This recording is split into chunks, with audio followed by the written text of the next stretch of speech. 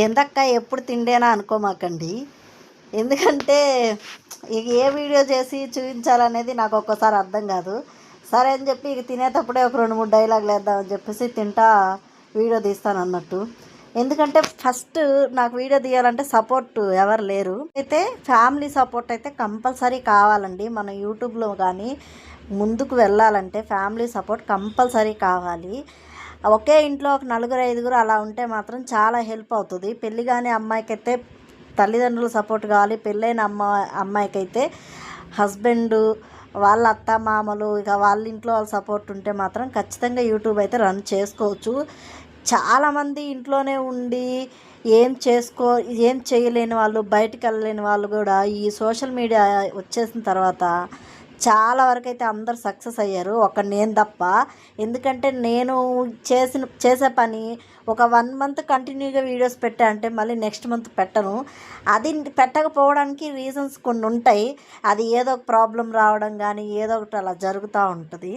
ఇక ఆ ప్రాబ్లమ్సే సరిపోతాయని చెప్పేసి ఇక నేను దీనైతే అసలు పట్టించుకోను. దానివల్ల నేను వీడియోస్ పెట్టినా కానీ వ్యూస్ వచ్చినా మళ్ళీ నేను మధ్యలో ఆపేయడం వల్ల అది మళ్ళీ అలవాటు అనేది పోతుంది అనమాట. మనం వీడియోస్ పెట్టినా మళ్ళీ తొందరగా రీచ్ అవ్వడానికి మాత్రం కొంచెం టైం పట్టిద్ది. అందుకే కొత్త యూట్యూబర్స్ ఎవరైనా ఉంటే మాత్రం ఈ మిస్టేక్స్ అసలు చేయకూడదు. ఎందుకు అంటే డైలీ వీడియో అనేది కంపల్సరీ పోస్ట్ చేయాలి. నేను కొంతమంది వీడియోస్ చూస్తూనే నేను ఇప్పుడు అలవాటు చేసుకుంటున్నాను. నేను కూడా డైలీ వీడియో పోస్ట్ చేయడానికి ఖచ్చితంగా ట్రై చేస్తాను. ఫ్యామిలీ సపోర్ట్ లేకుండా మాత్రం చేయాలంటే మాత్రం అస్సలు చేయలేము. ఇక ఈరోజు నేను వంట అయితే ఇక సండే రోజు స్పెషల్ అని చెప్పేసి మేము ప్రతి సండే ఏం స్పెషల్ చేసుకోము. ఉన్న ఫ్రాంక్ చెప్తున్నా, ఎవరన్నా ఈ వీడియో చూసిన వాళ్ళు ఎవరన్నా ఏమన్నా అనుకొని, నేను వీడియోలో ఏమన్నా మాట్లాడాలంటే నాకు కొంచెం భయం. ఎందుకంటే బంధువులు, ఇంట్లో వాళ్ళు, ఇక రిలేటివ్స్ అందరూ చూస్తారు కదా, పబ్లిక్ పెట్టేస్తాము. ఇక అందరికి ఎవరికెవరికి వీడియో వెళ్తుంది.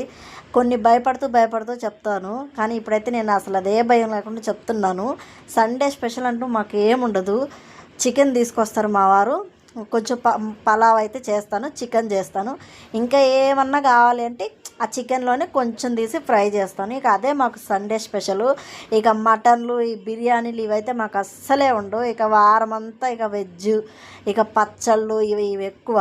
ఇక మిడిల్ క్లాస్ ఫ్యామిలీస్ అంటే ఇంకా అలాగే ఉంటాయి. ఇక డబ్బున్న వాళ్ళందరూ ఎలా తింటారో నాకైతే తెలియదు, కానీ మా ఇంట్లో అయితే ఇలాగే ఉంటుంది. ఇక వంట చేసి ఇక మార్నింగ్ సండే వచ్చిందంటే మాత్రం మార్నింగ్ కూడా ఏం తినడానికి కుదరదు, కొంచెం పనే ఎక్కువ అవుతుంది. అందుకే మధ్యాహ్నమే ఒకేసారి నేను ఫుల్గా తినేస్తాను అనమాట.